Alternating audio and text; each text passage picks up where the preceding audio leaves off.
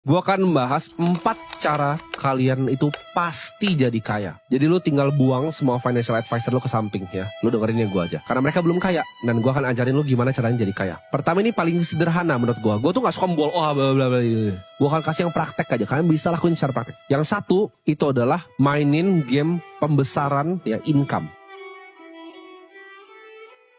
Karena yang paling kuat di hidup ini ya, paling nomor 1 di hidup ini adalah income. Lupain semua yang pernah diajarin ke lu ya. Lu anggap ini gelas kosong, lu mulai baru. Income lu harus besar. Kenapa? Income adalah wealth creation paling powerful. Karena dengan income, savings rate ya, jumlah tabungan, jumlah energi yang lu simpan bisa lebih besar dibanding lu neken-neken pengeluaran. Tapi alangkah baik ya kalau kalian baru mulai nih main game ini, ya mau jadi kaya, gedein income-nya, kecilin juga pengeluarannya. Kalau pengeluaran masih lebih besar itu artinya ego lu ya. Ego lu terlalu gede. Itu lu bukan belajar sama gua, tapi lu belajar turunin ego lu. Untuk lu telan bahwa saya adalah orang miskin dan saya mau kaya. Gedein dulu nih income-nya. Gimana caranya? Banyak caranya. Tinggal satu caranya. Increase value lu. Apapun yang lu kerjain. Kalau lu kasih yang terbaik terus, orang akan lihat value lu dan lu dikasih income lebih. Apapun yang lu kerjain. Mau di bisnis, mau di pekerjaan, apapun itu. Ya, increase value lu. Increase value lu ke masyarakat kalau lu pebisnis. Kalau lu pekerja, increase value lu ke bisnisnya. Bisnisnya pasti lihat. Kalau lu lakukan sesuatu yang lebih, lu pasti di reward lebih. Ya, itu adalah hukum alam. Simple, tapi orang banyak gak ngerti. Perbesar dulu ya.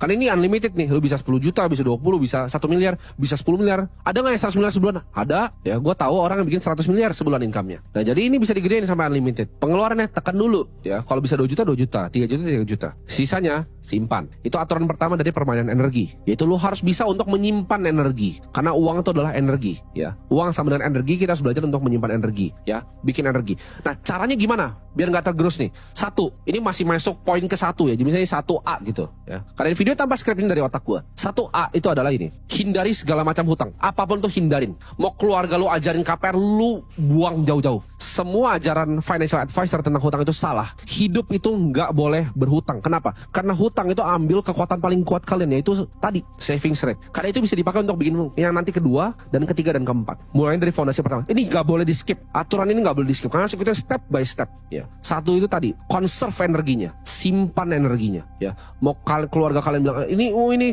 biarin. Ya. Lu miskin dan gua nggak mau dengerin. Gituin aja. Gak apa-apa kalian dikatain itu biarin. Ya. Karena itu yang gua lakukan. Pas gua udah punya duit sedikit. Kenapa nggak beli ini? Kenapa nggak beli? Nggak.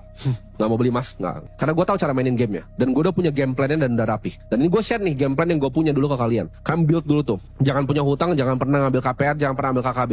Lu belum bisa beli cash, lu nggak mampu artinya. Sesimpel itu. Apakah salah ngekos? Apakah salah kontrak? Enggak. Ya. Gua bisa bantah semua financial advisor miskin kalian. Nggak ada salahnya dengan ngekos, nggak ada salahnya dengan nyewa. Kenapa? Karena yield di Indonesia itu kecil banget ya. Jangan samain sama di New York, yieldnya 6,5%. Yield under 5% dari harga total barangnya itu kalian harus pakai justru ya. Kesempatan untuk sewa. Apakah ini nggak dilakukan sama orang kaya? Gua kenal teman gue yang luar biasa kaya. Luar biasa kaya. Dia bahkan udah punya rumah asli di Menteng ya. Rumahnya besar sekali di Menteng. Tapi dia tinggal di mana? Di Bali. Dan apakah dia beli properti di Bali? Tidak. Dia villa hopping, setiap 3 bulan pindah villa. Ya super mahal villanya. Tapi dia pun nggak beli villanya. Karena menurut dia bosan. Apakah salah lakukan itu? Enggak ya. Jadi nggak ada salahnya dengan ngekos. Lebih baik kalian ngekos, kalian telan ego ya, mau dikatain sama kalian nggak usah, biarin aja. Dibanding kalian udah terlanjur masuk cicilan, kalian masuk ke perangkap hutang yang kalian nggak bisa keluar selama 20 tahun. Itu ngegrogotin saving rate ya. Energi lu kasih ke bank, lu lemparin ke bank. 5 tahun pertama lu bayarin cicilan, energi lu hilang. Jangan pernah hilangin energinya. Di conserve. Sewa itu bukan buang-buang duit. Nah, yang pertama itu dulu. Itu udah kuat, udah pakem ya, lu udah save uangnya. Next step ya. Next step ada bikin fondasi.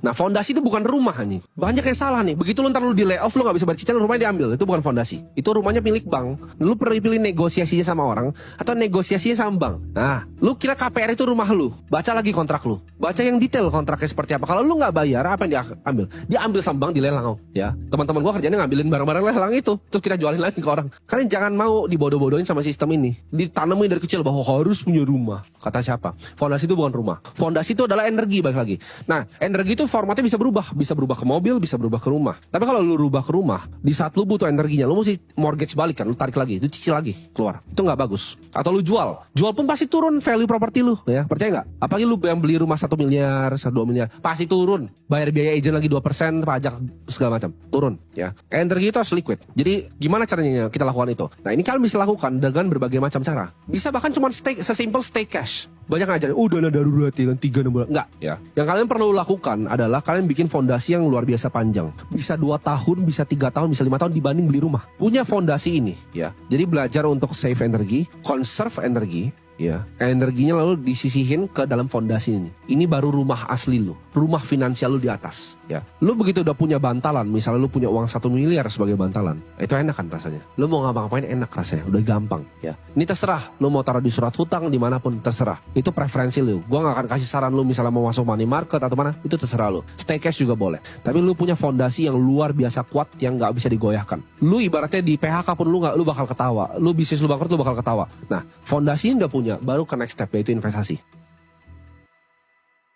Orang suka skip step kedua ini ya. Dari 1 dia nggak ngerti cara cari income, dia ngutang KPR, dia hilangin saving rate-nya, energinya dibuang-buang ke bank, dia nyampe sini, dia langsung lompat tuh. Udah energi dibuang ke bank, dia langsung lompat ke yang nomor 3. Itu mampus langsung lu. Langsung mampus. Lu udah KPR, lu langsung investasi, itu mampus langsung. Lu pasti akan berantakan. 1 drawdown dari market, hidup lu berantakan. Jadi lu bikin dulu fondasi yang luar biasa kuat ini, baru lu lompat ke yang nomor 3. Nah, fondasi ini, berapapun angka yang di kepala kalian, misalkan mikir, kayaknya gua ada 5 juta aman. Enggak, lu harus adjust sama inflasi ya. Jadi yang lu lakukan adalah angka berapapun yang lu mikir tadinya aman, yang luar biasa besar itu di kepala lu, misalnya 5 juta, 1 miliar, 10 miliar, kali 2 angkanya. Baru itu fondasi lu. Next baru investasi. Lu udah belajar nih untuk nyimpan energi untuk diri lu sendiri, baru lu salurkan energinya untuk dapetin energi baru. Jadi investasi adalah bikin energi lu bekerja untuk energi yang lain. Itu menyalurkan. Kalau lu aja sendiri belum punya banyak, gimana caranya lu salurin? Ya, makanya financial advisor tuh semuanya miskin, mereka nggak ngerti ini, nggak pernah jadi kaya soalnya. Ya, mereka nggak pernah lihat aset ratusan miliar. Cara bikin aset ratusan miliar tuh seperti ini. Ya, simpan dulu, conserve, baru kalian salurin. Nah, salurin ini penting banget. Penting banget untuk kalian lakukan apa? Yang namanya fokus. Fokus ke industri yang memang kalian pilih. Maksudnya apa? Sebelum kalian belajar untuk nyalurin, kalian pilih dulu kira-kira yang kalian tuh lebih natural kemana. Misalnya ke saham, ke properti, ke kripto, kemana. Kalau gue pribadi gue pilih kripto. Tapi kalian pilih satu bidang yang kalian akan dalamin seumur hidup kalian. Dan kalian master bener-bener bidangnya. Kalian salurin semuanya di satu bidang. Jadi ini agak sedikit kontroversial dan berbeda dengan yang diajarin financial advisor. Kita nggak perlu diversifikasi. Kenapa? Karena kita menyalurkan energi. Kita cari yang terbaik untuk bikin uang kita double. Karena kita udah punya fondasi tadi di tengah. Ya. Step ketiganya berinvestasi, yaitu menyalurkan energi. Step 4 adalah kita fokus dalam menyalurkan energi. Ya, belajar simpan energi, belajar bikin fondasi kokoh tentang energi, belajar menyalurkan energi, dan belajar gimana cara menyalurkan energinya. Itu 4 step ya, itu udah pasti jadi kaya. Jadi mau yang investasi ini naik turun kiri kanan juga terbalik, kalian nggak peduli. Kalian bisa ambil drawdown 50% karena kalian punya fondasi yang sangat kokoh yang bisa biayain hidup kalian kapanpun. Ini akan otak kalian akan berbeda nanti. Begitu kalian nyalurin jadi gampang. Nah, ini gamenya konglomerat. Mereka selalu punya reserve. Ya, mereka selalu punya reserve. Nah, begitu kalian masuk ke game yang terakhir, nah kalian tinggal pilih. Kalian mau masuk di game yang mana dan fokus, jangan diversifikasi ya. Resiko lu udah di offset sama yang fondasi. Lu nggak perlu diversifikasi di investasi. Selalu konsentrasi, hajar 1 atau 2 aset. Lu lihat nih misalnya lu orang properti.